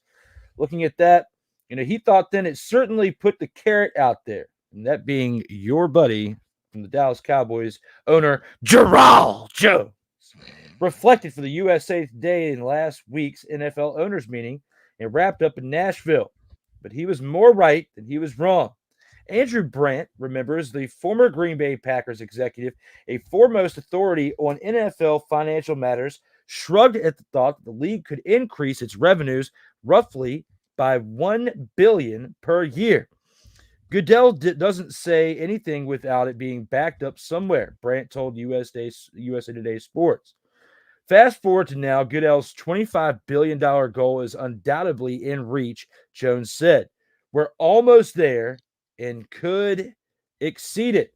Although the NFL won't publicly divulge its figures, it is believed that the annual revenues have surpassed $20 billion, which coincides with a $30 million rise in salary cap to a record of $255.4 million per team in 2024. With that being said, Cole, how do you think a Netflix deal would boost the NFL? I think it will boost it depending on the type of deal they have with Netflix. I mean, they already have their foothold in Peacock. I mean, they're doing playout games with Peacock and Amazon Prime. And of course, Amazon Prime, you normally have to catch their games every Thursday. So this is not a market that's new to the NFL. I think what they want to do in this case is they want to say, okay, we realize that the traditional TV viewing, although it still is king, it's not quite as king as, like, say, back in the 70s and 80s and 90s. So we know we got to capture a different market. We got to capture the more transient football fan. We got to capture the football fan that rather watch live streams instead of watching broadcasts on television. So that will help. And again, going to the smart mark fans and shoot them again. They like to compare stats of, well, the sport, people aren't watching it as much as they did before. Well, no, that's not true. They're just not watching it on that platform like before, because they're watching it on different platforms. Because you have all that, and of course you also have YouTube wanting to put their hat in the ring and say, yeah, you buy a package and you can get all the games you want in the NFL too. So they're trying to go after the streaming market, and they're targeting people. I probably will warm my brother's heart here. They're trying to attract people your age and under, because I think the NFL wants people to know, no, this is not going to be an old fogey game. We saw what happened with baseball, where back in the 80s, everything was great and lovely and grand, and people loved the sport, and everybody and their mama, heck, even grandmamas played the sport. And now you claim that the sport is old, it's antiquated, it's passed you by. You really don't care about it. It's boring. Not that I agree with any of that, but I've heard all of that. But so have the NFL, and seeing how people view MLB, and NFL is trying to get it ahead of the curve and say that's not going to be us.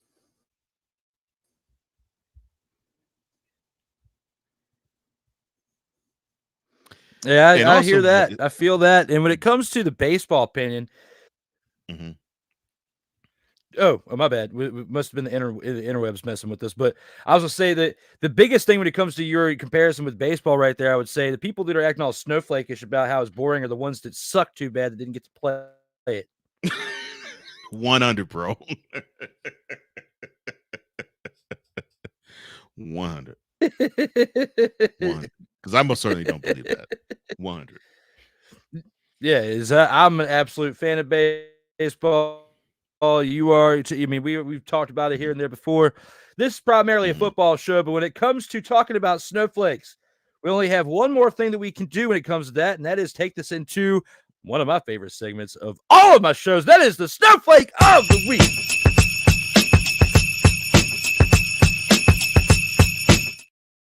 And that was created by the genius of the EP of all EPs, Cole Johnson, that being the snowflake of the week. There he is.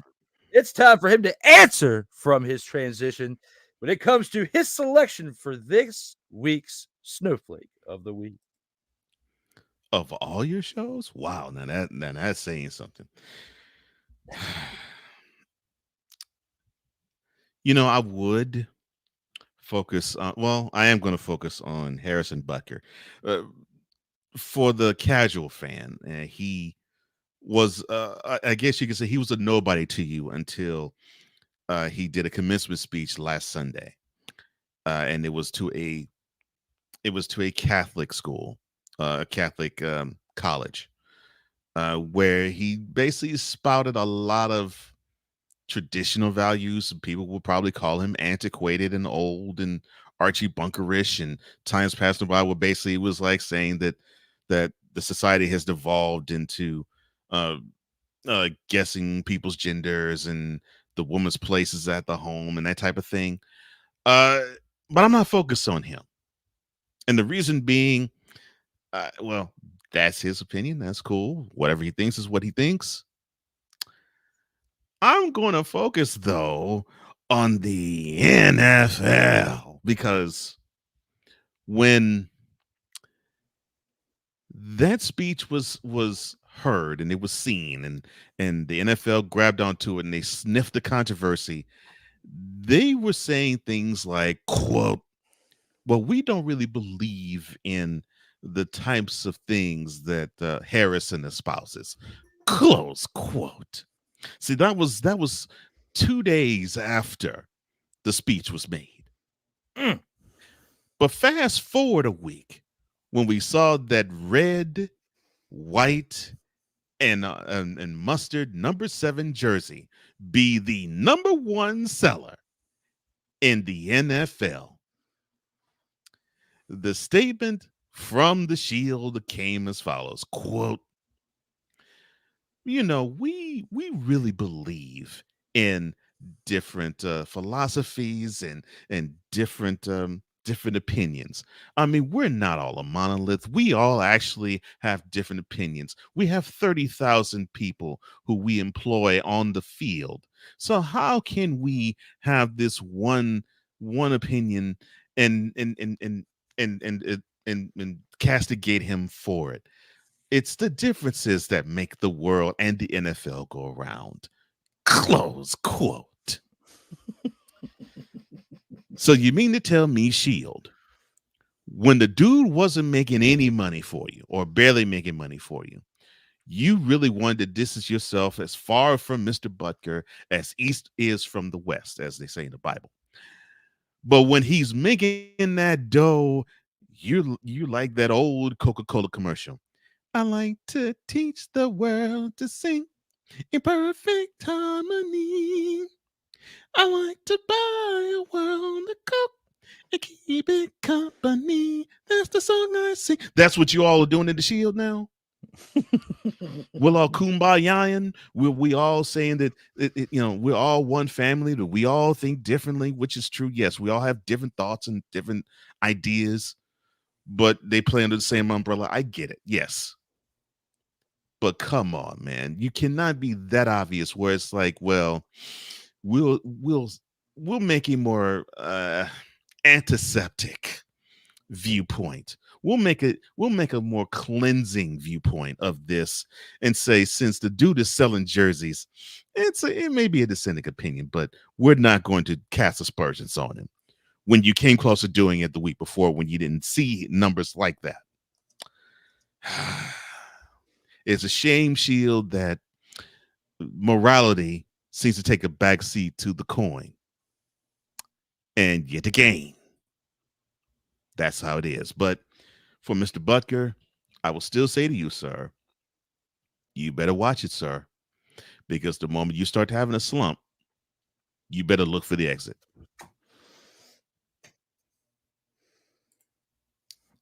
Cole, when you were doing your hallelujahs for a second, all I could think of for a second was, this little light of mine, I'm gonna let it shine. My head is speaking of taking the light and letting it shine as much as these bright lights are shining on me right now here at the house. I'm gonna take this to my pick for the snowflake of the week, and Cole's was definitely great. I'm glad that I didn't put that topic in there because that was almost in the featured attractions. And I'm glad I didn't. I left it out so that way Cole had his moment for that for the snowflake of the week pick. And you're welcome, man. And for that, I'm gonna have to shift it into the UFL mainly because we're almost done with the UFL season. I mean, CFL is coming up right around the corner. We're literally right away from the CFL being here. No, there's nothing about the CFL that's going to be a part of my snowflake of the week pick. But what I will say is a UFL team that started this season out hot, a team that Cole and I were talking about had a really good chance of playing in the XFL championship to determine who goes to the UFL. And based on their play the past 2 weeks, it seems like that's going to be out of reach. And I'm going to put the finger and point the finger solely at the backup quarterback for this team. And that is for the St. Louis Battlehawks. I have to give this to Manny Wilkins for this past week. His play, 179 passing yards. He had a touchdown. He had two rushing touchdowns for a combination of 3 touchdowns. But the big stat line here is he threw 3 interceptions.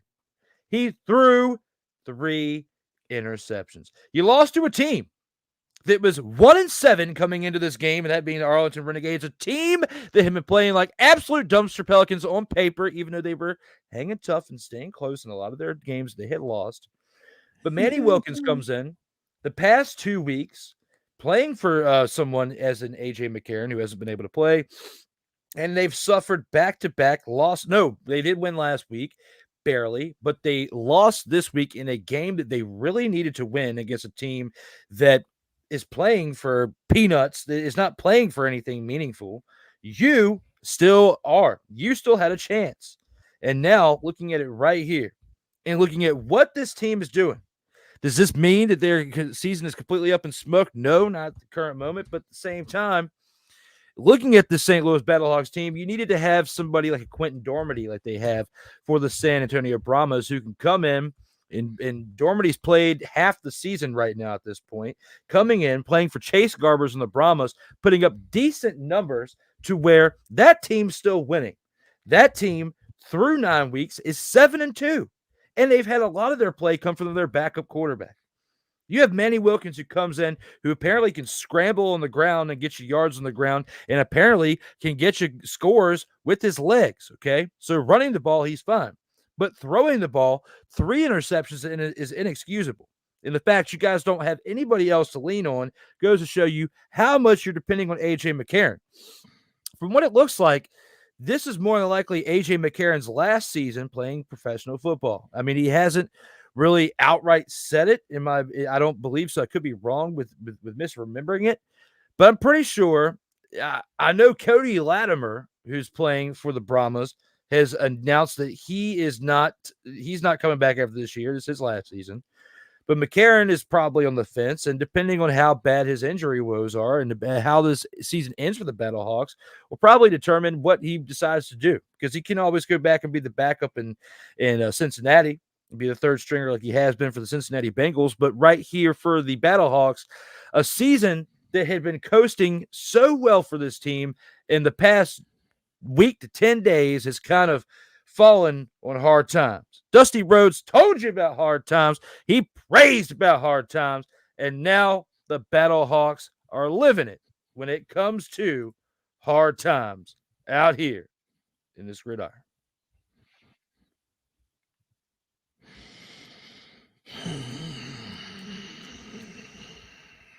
I'm trying my best to not channel Dusty Rhodes. They put hard times on my family. In public, if you will. I'm trying my best not to do Dusty Rhodes. When you said hard times, I'm trying. And then I also was trying not to sing Hanging Tough again. But yes, yeah. But I agree with you, man. I totally agree with you. Absolutely, and I appreciate it. We definitely have some solid picks for the Snowflake of the Week, and for that, it's time to take it to our post game.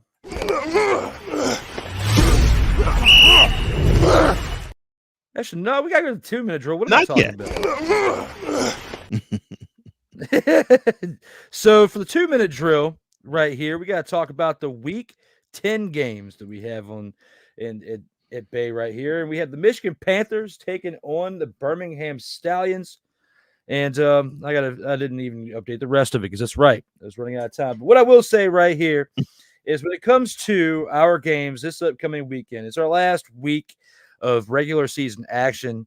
You know, many of these teams won't be playing after this weekend, and we have to look at the first game of the week. It seems like we've got our first 2 games of the weekend are teams that are definitely either in it or still clamoring to be in it. And you got the Michigan Panthers, who are 7-2, traveling to Birmingham, who take on the Stallions, who are 8-1, on this Saturday at 2:00 p.m. Eastern time on ESPN. What are your thoughts about this game, Cole? And do you think the Stallions will bounce back against the Panthers?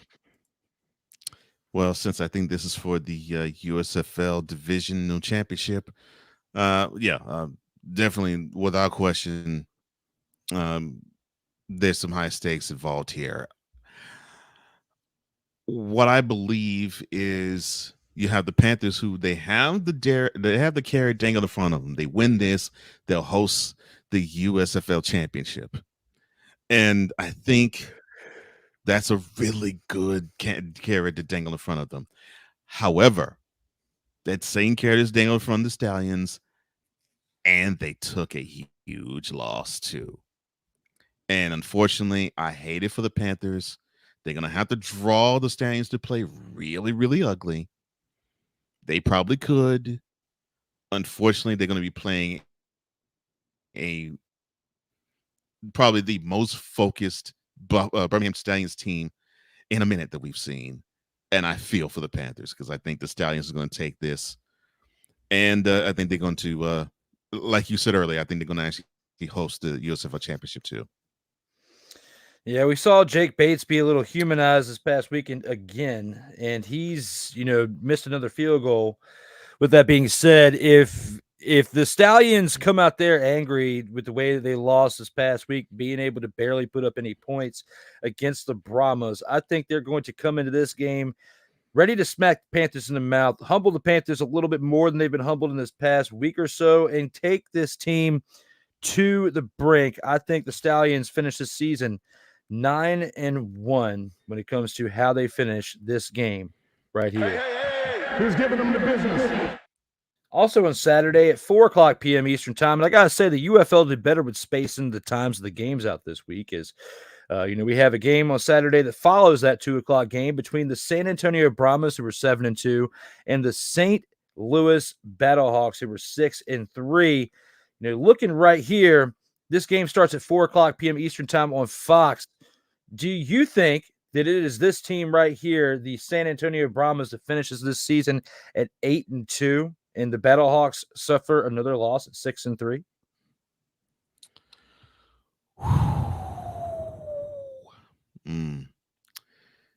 I really think it is contingent on if McCarron can see the field.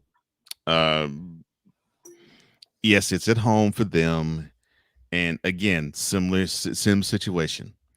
Winner becomes the XFL division champion and hosts the XFL championship on their home field. It is very important for the Battlehawks to win this game because I think we are in agreement here when what I'm about to say here.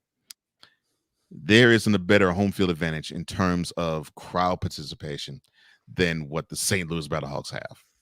Yes. I think they lack the field when it comes to that. So I think it is huge and important for the Battlehawks to win this game at all costs. They need to win this game because I think the Brahmas can take care of business if the two teams meet again in San Antonio next week. But I think the advantage would not be nearly as strong for the Brahmas as it would be for the Battlehawks. Now, who do I have in this game? I'm leaning toward the Brahmas because I'm loving that defense. Boy, what gives me pause though is that offense struggles mightily too, though. But that defense is really, really it's lights out.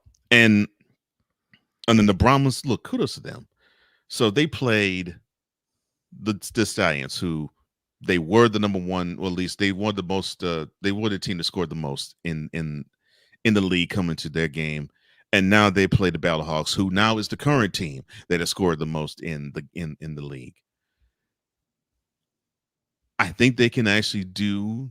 I don't want to say shutout, but I think they can actually succeed because if McCarron is on his last legs, that might spell trouble for the Battlehawks. But the Battlehawks really need this game more though. but I think the Browns are going to win it because their defense is awesome. Yeah, I agree with you too. The Brahmas have been, making a claim this year as one of the best teams in the league, and the fact that they're at this point 7-2 at this point in the year and have a chance to get 8 wins, to win 80% of your games in a year, hell, even 70% is a testament to how great that team is. Wade Phillips, for him to hang his hat in his professional coaching career at some point in the very near future with the success of a team like this is a great way to go out. So definitely awesome to watch. And I'm with you. I think the Brahmas take this game right here. And, I think it'll be a tight one if McCarron can come back. But if it's Manny Wilkins in there, based on how he's played this past week, I don't have any hope for the Battlehawks team this upcoming weekend. Hey, who's giving them the business? And for our Sunday games, it looks like they picked the best games to play on Saturday and the Dumpster Pelican of all teams to play on Sunday. As Sunday at 12 o'clock p.m. Eastern time, you have the Arlington Renegades, who are 2-7, traveling to D.C., take on the Defenders, who are 4-5, and they are probably the better of the 4 teams who are playing on Sunday. But, again, it's a 12 o'clock game on ABC. When it comes to this, how decisive do you think that the Defenders win this rematch of the XFL championship from last year? I don't know if it's going to be all that decisive.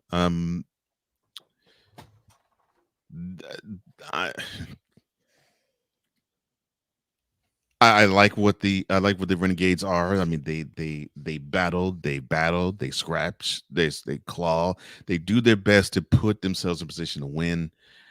I don't see anything different.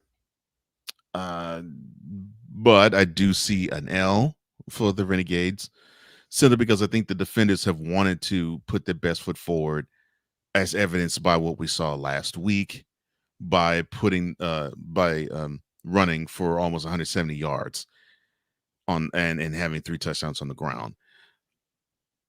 They do that here. I can see them easily come out with a victory, and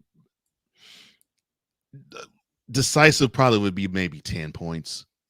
But I just love the fight that the Renegades offer. So I think the Defenders will have to earn it, but I think the Defenders are up to the challenge to earn it.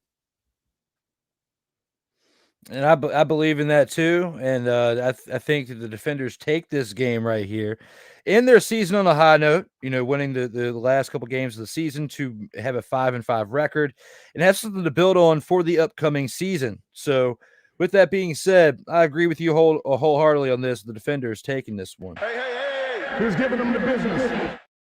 And with this right here, we have our final game of the week on the 2-minute drill, and that is the 7 o'clock p.m. Eastern contest on Sunday between the Houston Roughnecks, who traveled to Memphis Showboats in Memphis, who are 1-8, that being the Roughnecks, as well as the Showboats. The battle of the 2 worst teams in the league. 7 p.m. Eastern time for our final regular season game of the year.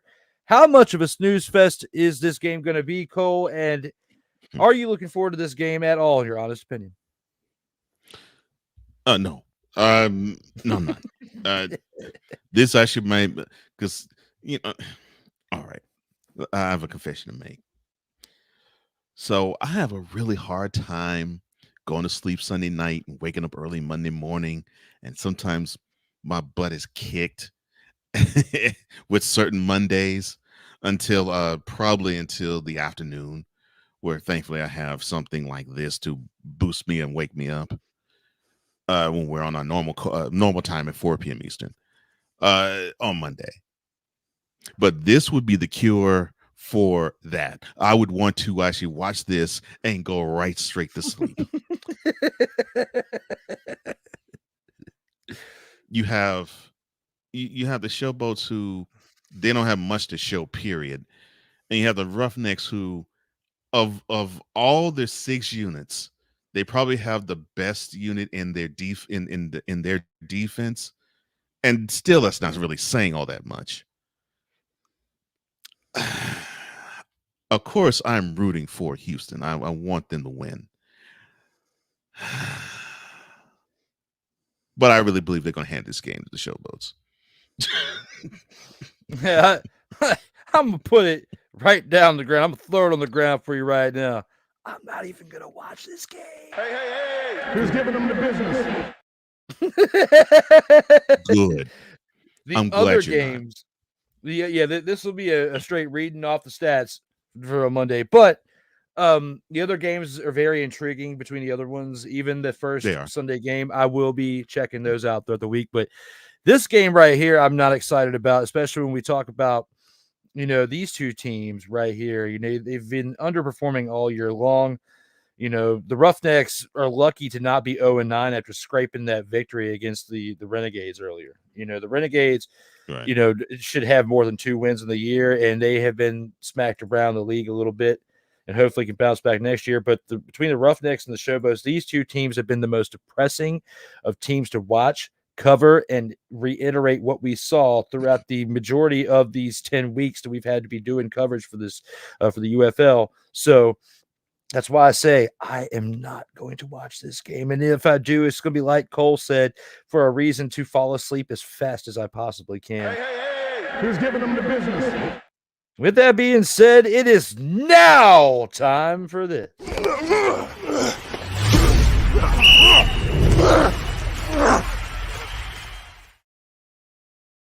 Total football talk. As long as it's one. It's that time in the show. We start wrapping things up, put a big old bow on that unit, send it home. And when it comes to the post game and our closing thoughts for the show, let you start it out there, Cole, and send it home for the people. So today is normally the day where we commemorate those who gave their lives and sacrificed for us to actually have the freedom of heck even doing this. So of course, to all of those who have fought for our freedom, I believe I speak for Drew when I say this. We love you, we thank you, and we appreciate the sacrifice of battling for having this freedom of enjoying a day like this and enjoying a show like this. Now, in terms of football related final thoughts I may have. So now we're in OTA season in the NFL. And of course, we're now winding it down to the UFL and the CFL. That's on the horizon very soon. If not, I think a few weeks from now, we'll start talking about the CFL now. We break it down next week. Yeah. So, so we'll get a chance to actually probably talk about all 3 of the leagues at the same time, which is going to be strange, but cool at the same time. But I'm loving how fans are wanting to look at certain players and look at certain teams and say, well, they're going to do this. Talking about NFL, they're going to do this and they're going to be successful, and they haven't played a down in the 2024 season yet. Case in point, the number 1 overall draft pick for this past draft, and that would be Caleb Williams. We actually had someone like Emmanuel Acho, and I came this close to making you the snowflake of the week, sir. But I had to put this now because I had to mention this here. he had the nerve to opine and say, let me see if I can remember the quote verbatim. Oh, here we go. Quote, Caleb Williams is a better quarterback than Patrick Mahomes. Close quote.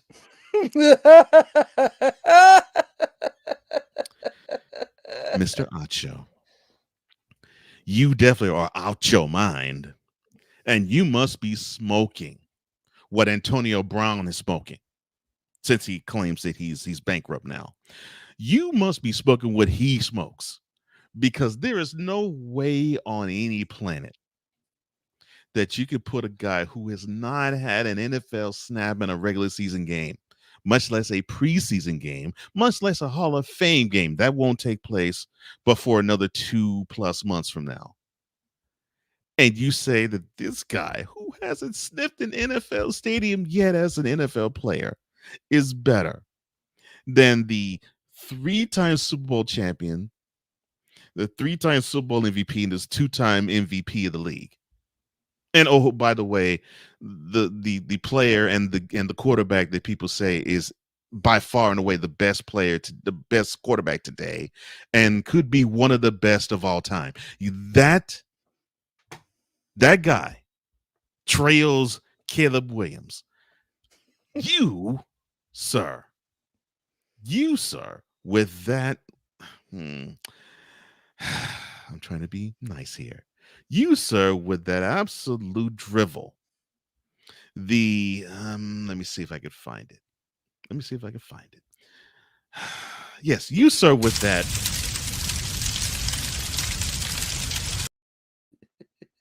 take. You deserve to be all of these. Because you're a man, you're out your mind.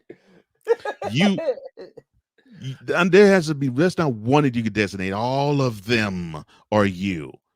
Are you kidding me? Look, I get that you have to promote the product. I get that you have to cape for some of these individuals. And I get that you have to pump up the class of 2024. But you aren't supposed to come out your side of your neck talking BS takes like that. Come on, dude. You actually played the sport. You actually played it in college. You mean to tell me this is what you think? Come on, man. You got to do much better than that. Jeez. So I'll bottom line this real fast. OTAs are not a way that you can consider a player or a team good. You have to see how the product looks when they go through the training camp sessions, and they go through the involuntary voluntaries, and they go through the preseason. And then when they step on the field for the regular season after the preseason, then you get a gauge as to how they are. But we haven't even gotten to June yet. We just barely got 1 month away from the draft, and this is a take that we hear. Goodness gracious, I got a headache. He is Emmanuel out your mind. Yes, enjoy the sport. I mean, come on, enjoy for what it is, and don't come with these out of your behind takes. In fact, after this show, I'm going to take an Emmanuel Acho because I'm going to have a bowel movement. Jeez, man. Goodness gracious. Whew. When it comes to our post game, that was absolutely great. Got to give Cole. Oh, my brother, testify.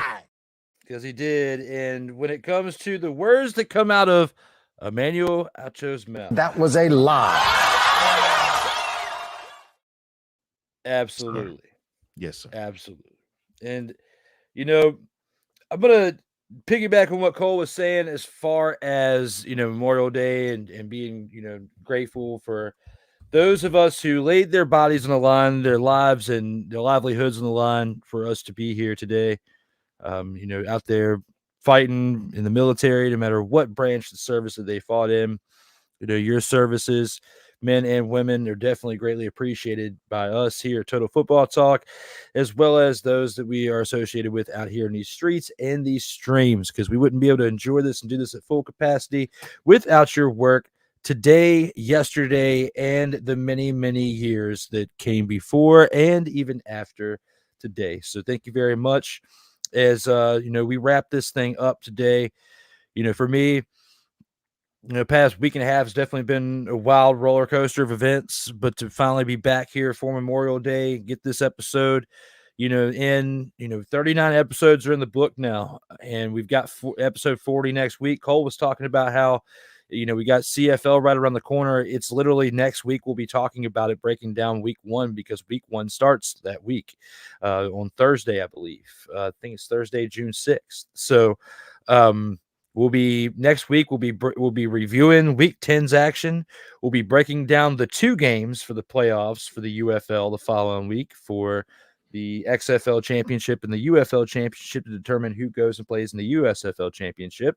And luckily, CFL is going to be very similar to UFL, as it looks like there's only 4 games a week the way it's broken down. So we'll have a very similar format to how we were with the UFL, as the UFL is winding down and getting ready to end here soon.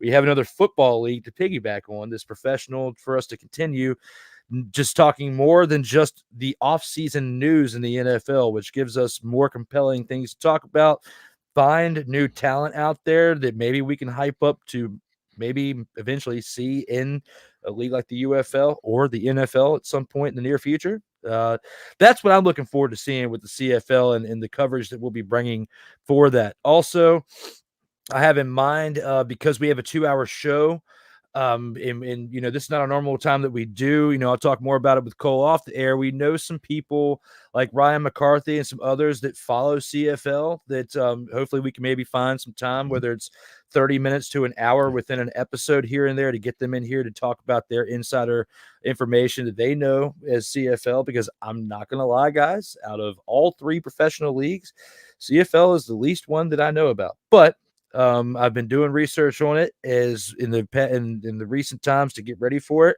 So I won't be ill prepared, but somebody like Brian McCarthy, who's watched it consistently throughout these past few years and even beyond that, is somebody that I feel like can come in here and help us out from time to time and talk, a little bit of CFL action, and we'll see how that goes. I've also got some other people in mind, but the scheduling and all that for them, it will make a difference, because, they might not have the same type of availability as we do when it comes to doing our show between 4 and 6 p.m. on Mondays. And, it's just an idea and a thought that you may see come into fruition in the near future, because CFL is literally right around the corner. But it has been an exciting and interesting UFL season, for us to be covering this now for, 9 consecutive weeks. This show has been on COMI Media and SIRTOBA Media for 39 consecutive weeks now. I take a lot of pride in that, in keeping this where it's at, because this show, it means a lot to me. And you guys are going to see next week a gift that was bestowed to me by some friends out here, some colleagues out here in this world that we have with the streams, that Total Football Talk is a part of something and is actually it's part of a championship. That's the best way I can put it. But I look forward to showcasing that next week, as it sounds like I will have it by next week's episode 40. So a great way to commemorate episode 40 with that. Great way, to round out the first season of UFL action in football, especially with my guy Cole Johnson, rocking and rolling, getting ready for episode 40, the 40th consecutive week that we will be on the air with the show. And I'll even have a backdrop. I'll even have a green screen. I'm getting like Cole now. Look at this. Look at this background right here. It's not like Cole's, but I'm trying my best to get on that level out here in these streets. It's looking good, bro. Looking good. I appreciate it. Memorial Day shenanigans for you there, Cole. That's how it is. And it looks like smoking more like he's been drinking too much palm wine. Says Dick. Yeah. Yeah. Absolutely. And when it comes to shenanigans, when it comes to breaking down, the latest coverage in the world, sports, life, everything, make sure you guys tuning in every Monday, Tuesday, Wednesday, Thursday, and Friday to the BS3's Presents Morning Shift with my man Cole Johnson. Check him out on YouTube, BS3 Network, and on Roku, 8 a.m. Eastern Time, 7 a.m. Central Time. And BS3 Network, if you're watching, you know, Total Football Talk, it can go on other platforms too. You can always come holler at me or the creative services director who's on this show of BS3 Network, as we are now 40 weeks in and haven't heard anything on that side of the fence yet. So when it comes to this, we've only got one more thing left to do, and that is look at one amazing outro by the man himself, the EP of all EPs, Cole Johnson. Thank you all for tuning in. And as always, make sure you check us out on the social media platforms. My 1,000 list of things here that we still have to get the flow code thing on here. I know I'm failing and I'm trying my best out here in these streets, but you still know how to find me, because if you didn't, you wouldn't be watching right now. And of course, Cole simplified it right here with the flowcode.com/page/host Cole Johnson. Hit up my man on his social media platforms. But most importantly, get ready to look at one amazing outro. And for Cole, I leave it with the greatest statement of all time. Oh my goodness. You and your 100. That's hilarious. But I digress. Look, thank you guys for liking, sharing, commenting. Thank you guys, the tribe, for commenting, and thank you for subscribing. And thank you for hitting the notification bell so you can catch all content that comes for the SIRTOBA Media and the COMI Media YouTube channels. Yeah, you'll love In or Out and sports debate, and of course D Willy in the evening, and then there's other stuff too. And of course, you'll have Mentality, which you can catch later on today too on the COMI Media YouTube channel. For Drew Willingham, I am Cole Johnson, here to say, in parting, as we always do, in life, just like a tackle, keep your head up. And always remember, you got to play until the whistle blows. And so especially on this holiday, please stay safe out here in these streets. One.